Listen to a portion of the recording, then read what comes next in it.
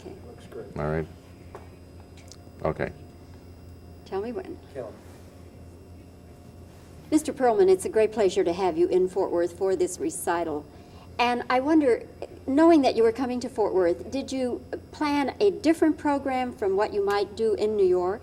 No, not at all. I do, mostly I do all the programs that I plan.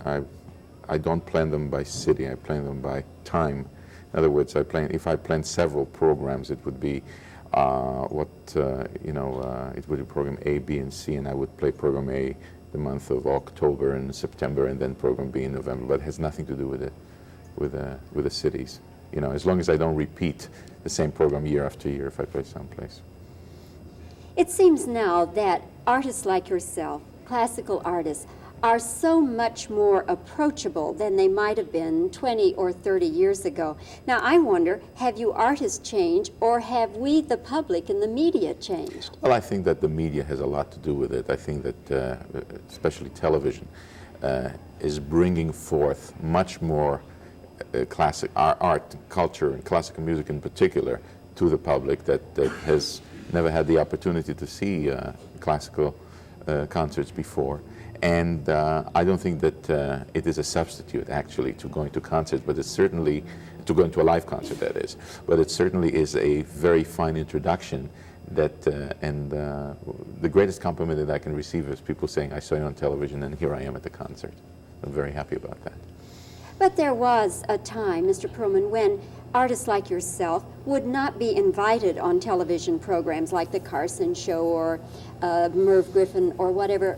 Why do you think they've changed? Well, I don't know if they've changed. I personally don't think that this had to do with that shows such as The Carson wouldn't invite somebody. I have a feeling that sometimes it would be the other way around, that people would say, well, you know, I'm not going to go on a show that features comedians and people in the, quote, pop entertainment field. But I never felt that way in any case. I always wanted to, I thought, for example, that Carson is a terrific host, and you know, it's I think it's very, very difficult to be a really good one. And he does such a tremendous job, so I was always eager to be in the show, so I always enjoy it. Of course, people constantly bring up the fact that you had polio, and I personally have always believed that you had a God-given gift, that you would have been a violinist no matter what. Well, I really, I often wonder about that myself, and I just don't, I don't try and answer this question because I don't know, maybe I would have been in sports or something. If I really have absolutely no idea. A lot of people ask me, had I not been disabled, would I still be doing the same thing? Maybe I would have been a chef or something. No, I can still be a chef. I love to cook, you see. Mr. Perlman, I shall not detain you any longer. Thank you very much for letting us have this privilege of talking with you before the concert. Thank you very, very And much. again, thank you for coming to Fort Thanks a Worth. lot. Thank you. Okay. I'll just do some reactions first.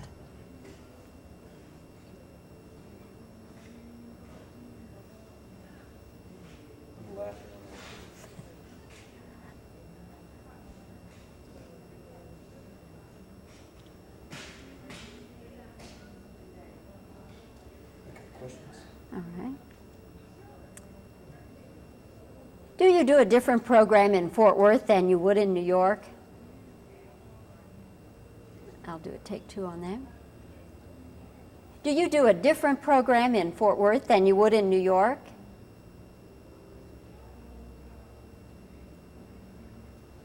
Okay. Why do you think classical artists now are so much more approachable?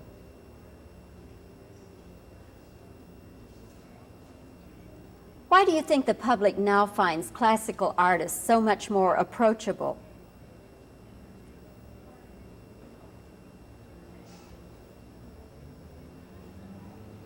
Why do you